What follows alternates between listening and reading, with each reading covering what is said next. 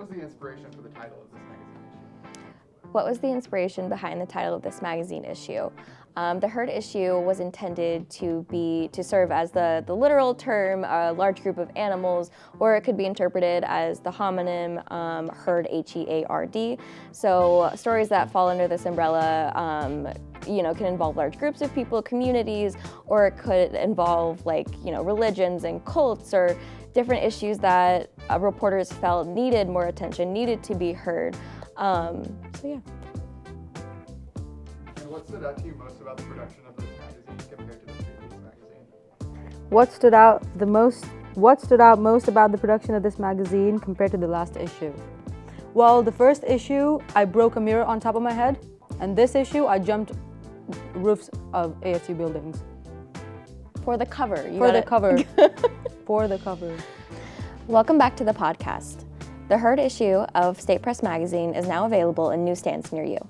This episode, we feature the authors of 2 articles to provide insight into the research and process of how they wrote their stories. Reporter Micaela Hermida interviews Bella Keenan about the difficulties of being a loyal sports fan.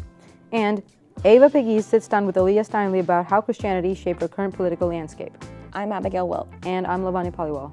And this is State Press Play. Hey everyone, and welcome to another State Press segment. I'm your host, Micaela Hermida, and today we're going to talk about the high, lows, and intense emotions that comes with being a diehard sport fan. I have here with me Bella Keenan, a writer for the State Press magazine, who recently published an incredible feature called The Trials and Tribulations of Diehard Sport Fans. It's a story that dives into the passion, community, and sometimes chaos behind the culture.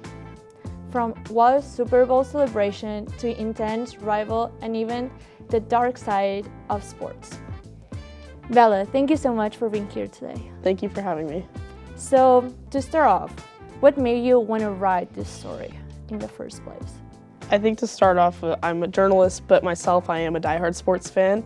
And I thought it would be interesting to get diehard fans, which is more of a smaller portion of all sports fans, and talk about their experiences, as well as this issue being the herd issue.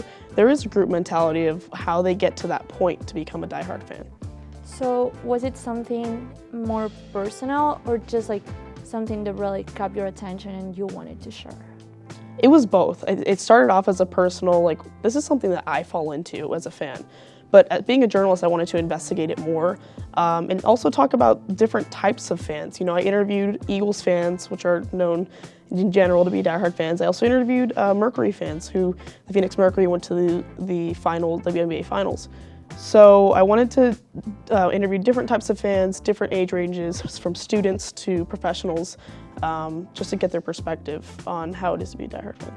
Yeah, at the beginning of your article, when you talk about the Eagles fans, you mentioned that they climb poles and celebrate in the streets.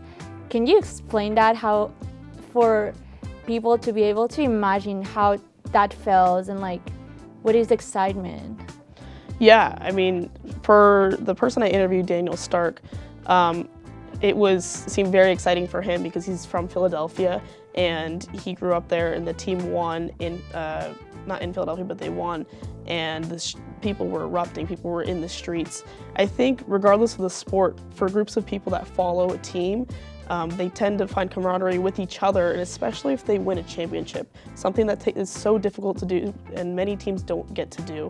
And for myself, when teams win at that level, it's very, very exciting. It feels like as a fan, you're following the team. Even though you may not have an impact on how they play, you feel like you do have an impact. And so they get to a point, if they do complete the end goal, which is to win that championship, you feel maybe relief, but also excitement, and all of these emotions going through your head. What was it like for you to hear all these kind of stories, different fandoms and how they all live the same excitement, or even sometimes that is more it gets a little bit dangerous? Yeah, I mean, in the first part of that question, these stories brought me back to my childhood and games that I've gone to, not even just a year or two ago.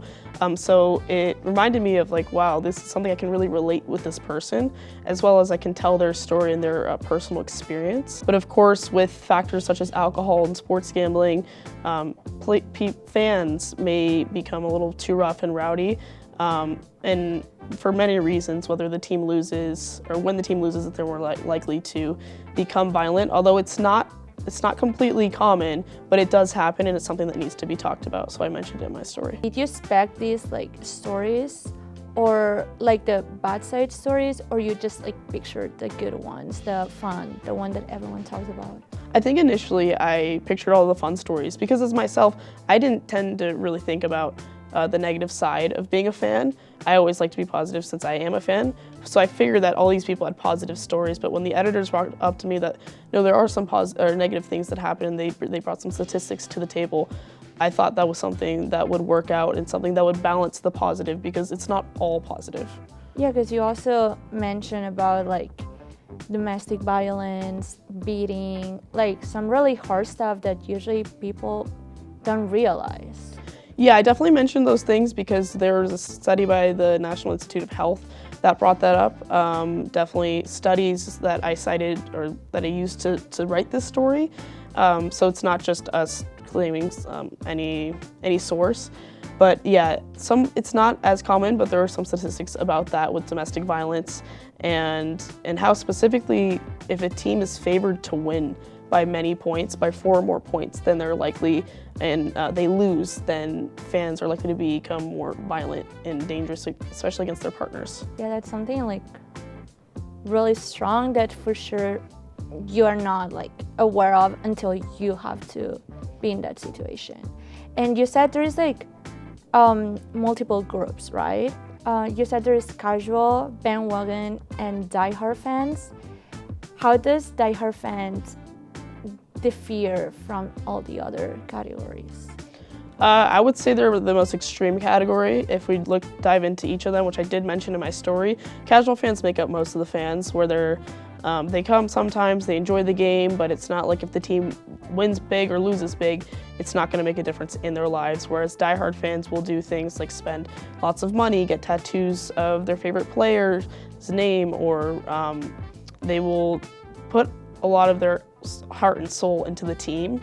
And so if the team doesn't perform well, that can really affect their life and them emotionally. Diehard fans, they speak the loudest. Although they may be a minority when it comes to numbers, they're the ones that people recognize the most, whether they're diehard fans or as well as fans that are violent. So maybe most fans aren't violent, but because 1 or 2 are violent and they go viral on social media, that can have an impact on all of those fans. I'll give you an example. Even at ASU games, even this weekend, ASU fans throwing towels on the field and throwing objects on the field, that makes our fans look bad, when in reality, ASU fans, probably most of them, are not that violent. And talking about ASU, I was actually going to mention the rivalry there is between ASU and U of A, but it also happens, for example, in India and Pakistan that you talk about in cricket. And so what did you learn about the rivalry bring out such strong emotions in people? Yeah, rivalries, as we learned as I spoke to Mihir Sinhasan, who's a sports journalism student, where his family from India, and he talked about that, yes, there can be sports rivalries, there can be the Giants and the Dodgers, there can be the Cowboys and the Eagles, but on top of that, you can have sports rivalries that stem from politics. So India and Pakistan politically don't go together. And so when they play in cricket, it becomes not only just I want my team to win. It's also like, no, I want my country to win. So there's another factor is when your team is your country, as they have in the World Cup and the Olympics, different from when you're just supporting a club team. And you also said that usually when you are a diehard fan, it also tends to involve alcohol and that's what brings them to violence. Do you think that's like most of the cases, or? Definitely. I think that's most of the cases. I think outside of being a fan, violence can a lot of times be incited by alcohol use. And at games, they encourage a lot of alcohol use in stadiums. They have a lot of marketing. Several of the Super Bowl commercials, which is the biggest sporting event in the U.S., are alcohol commercials. So they encourage it because they make about 90% profit at the stadiums. But that also means that people are buying and sometimes drinking too much to where, depending on what happens on the field, they might take that off the field and take it out on somebody else. So you think the venues and the teams kind of promote that? Yes, they definitely do promote that. I also had one of my sources talk about that. I think it was Dan Stark, who said that he saw that walking in stadium and games in any professional level, that they have alcohol everywhere. And I really like when you mentioned M.G. Simpson, the former Phoenix Mercury dancer, that you mentioned how in women's NBA it's like completely different from NFL games, about like how the audience perceive, how it's much more safety, you said. And why was it important for you to include that part? I think it's important to diversify the fans or not just the fans, but my sources. Out of the 5 sources, I had 4 that were male and 1 that was female. And she also, like you mentioned, she was the dancer for the Mercury before, and now she's just a fan. But also, the Mercury and the WNBA have tried to curate a different environment than other leagues. Whereas they know that majority of their fans, maybe not majority, but 50% are probably women or non-male. And so with that, they also try to create more of a safe and family and friendly environment, whereas other leagues, although try to promote that, they know that's probably not the outcome of the games. So before we wrap up, what do you hope readers take out from your story? I hope readers enjoy the story. I hope readers see that fandom is not just the positives, there's also negatives to it. But ultimately, for me, my favorite quote was the last quote about why we were sports fans. And I hope readers, if they're not a sports fan, maybe go to a game and see how it is for themselves. Okay, thank you so much, Bella. That was a really good interview. It was a great story. For everyone who's listening, make sure to check out The Trials and Tribulations of Diehard Sport Fans by Bella Keenan in the State Press magazine. Thank you so much for listening. Okay. What was your biggest challenge, Abigail Wilt? I would say the biggest challenge for this magazine was shooting the cover. We attempted the first shoot that we had. It was on a very rainy day in Tempe, and so not a lot of people were out. Our idea was to have a shot of a ton of people on Palm Walk, and then the next time we shot it was right after fall break, and Lavanya decided to jump on a roof to get a good angle. And then we also ended up kind of, shifting gears a little bit, but yeah. Hello everyone, my name is Ava Peguese, and today I'm here with Aleah Steinle, a reporter for the State Press magazine.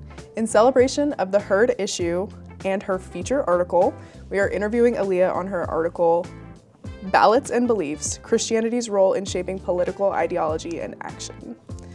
Now, when I saw the headline for this piece, I was like, oh, I need to read that. So Right. That's what I did. And obviously, it is a privilege to have you here with us today. I just wanted to start off by asking you, for a little bit of background on your story for the listeners who have not read it yet. Yeah, sure. So it's pretty straightforward what it sounds like.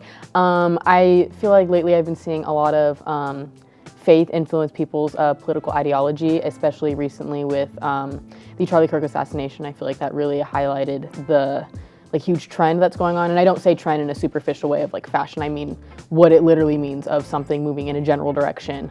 And so I thought it was super interesting. It was something that I wanted to get perspective on, do research on, and I thought others around me probably would find it interesting. So yeah. Yes, I most definitely found it interesting. I really enjoyed reading your article. In a time of intense political or ideological opposition, what inspired you to write about such a controversial topic? Well, this was something that I didn't want to be super controversial. I reached out to Turning Point USA at ASU and among 4 other clubs at ASU that have faith and Christianity and conservatism, and I really just wanted to get both sides. This is just something that I just found fascinating, and I thought maybe everyone would too. I didn't want it to come off super like, and this is what this side thinks, and this is what this side. It was just like this is kind of what's going on, and maybe someone could hear either side and be like, all right, like I could see that, I could rock with that, I could maybe adapt to some of that, or like, no, maybe that's not my style. And I just thought it was super interesting. Unfortunately, after I reached out to several clubs, like none of them got back to me. They like would like follow me and then like read my message and then unfollow me. So like, I really tried, I really wanted to get their perspective. It really wasn't like a game of like, gotcha, like this is about liberal, like it had nothing to do with that. We're journalists. We're journalists, yes. So like it really had like, it was really well intended. So like I just wanted to write about something cool that maybe everyone could find interest in the least controversial way, even though it is like a really hot topic. You know what I mean? Yeah, I do know what you mean. Tying back into those interviews that you were just talking about, you had some really cool interviews in your story. Can you tell me a little bit about your interview process? Yeah, sure. So I was talking about this topic with one of my coworkers, Yanel, who was one of the ones interviewed, and she was telling me about how her pastor kind of goes about this hot topic in church, and I found it really fascinating, and I thought that he could be like a really like pivotal perspective in this story, like being a Christian pastor and having a really strong view on this that maybe a lot of Christians wouldn't align with. And so I wanted to talk to him, but unfortunately he didn't get back to me. So I just talked to her through his perspective. Like she just gave me like what he says. And in the story, there's verses that he goes over and stuff like that. So she just provided those. And then obviously I wanted to talk to somebody that is a Christian and maybe doesn't really align with like letting that influence her beliefs. And then who else did I talk to? I don't remember the other, sorry. Can we cut that? Okay. But yeah, and then obviously I wanted to talk to people that like did agree with it, and I couldn't, so I just like went on their homepages and I pulled from like their homepage what they believe in and what their motive is, and I assumed that that would round out their perspective the best, because I assume like what they believe in is what they would want to show everyone on their website. I think it would have been cooler to dive deeper into like maybe what the other side is thinking, right? Like they could really like advocate for themselves and like provide something that isn't just on the surface level that we already see when we look up Turning Point USA. Like I had questions that I really thought I could have got more out of, and unfortunately I wasn't able to get those answers, so yeah. But the interviews you included were so good. Thank you. So good. I owe it all to the interviewees. They were like really great and were super helpful, and yeah, it's awesome. Yes. Oh, okay, I want to bring up a quote because I really liked this quote that you did. For many who share these views, political engagement isn't seen as a distortment of faith, but an extension, a way to protect the values they feel are under threat. Was there anything that you had to cut out of the article that you couldn't put in the article? Not really, no, not at all. Everything is pretty like transparent. Everything that like I either researched or people told me, I tried to tell it in my best way possible for viewers. But yeah, I don't think I had to cut anything out. Good. I love it when like the story comes to like a full circle like that. Like it's not missing anything. Well, I think the perspective of the other side would have been cool, but right. And it's so frustrating because it's just like that whole narrative of like I'm a journalist and now it just looks like I'm providing either the liberal perspective or the opposing perspective of conservatives, right? And so it kind of feeds into that narrative of like, well, they're just reporting on what benefits them, and it's like I so didn't want that to happen. I so wanted to provide both sides. So that was just like so frustrating, but like it is what it is. I get it. Like if they're kind of like on the defense and just like aren't really trusting how I could take it, I understand, I guess. Like it is what it is. Like I respect it regardless. Yeah. So yes. Yeah. Well, then to tie back into the theme of the issue, how does your story fit into the herd mindset connection? I think for the herd issue, we had like another like subcategory of like groupthink and people doing things because like a huge group is, and so they think that that's what they should do, even if it's beneficial, even if it's not. And so like that kind of arose through that, and then just like, I don't know, just it was also about like herd was the play on words of like herd, H-E-A-R-D, of like stories that need to be heard. And like as I said previously in this interview, I thought that like both sides needed to be heard, and I thought, you know, they both may have valid points that each of them need to maybe hear, because I think that's just like a huge issue in today's political climate, is like we are not listening to like understand each other, we're just listening to respond, and we're listening 100%. to like say our point and to like have a gotcha. And I just think that that's really like a really huge issue, you know? It's like setting us so far back. And I think that like in magazine I have such the privilege to not just report on like hard-hitting news and be black and white and be unbiased. I have the privilege to like narrate and be a lot more like expressive through my writing, and so I want to give people that platform to do that through storytelling, and I did that as best as I could so with this, so yeah. Oh my gosh, what a beautiful answer. Thank you so much, Aleah. This Thank has been you. a pleasure. I'm Ava Peguese. You can find The Herd Issue at a newsstand on campus near you. That's all for this episode of State Press Play. I am Lavanya Paliwal. And I am Abigail Wilt. State Press Play is produced by our podcast desk editor, Connor Greenwall, and our VidPod editor, Grace Johnson. Our original music is by Ellie Willard and Jake LaRoe. Special thanks to our managing team, Matthew Marengo and Ava Peguese. You can check out all of these stories and more on statepress.com. See you next time.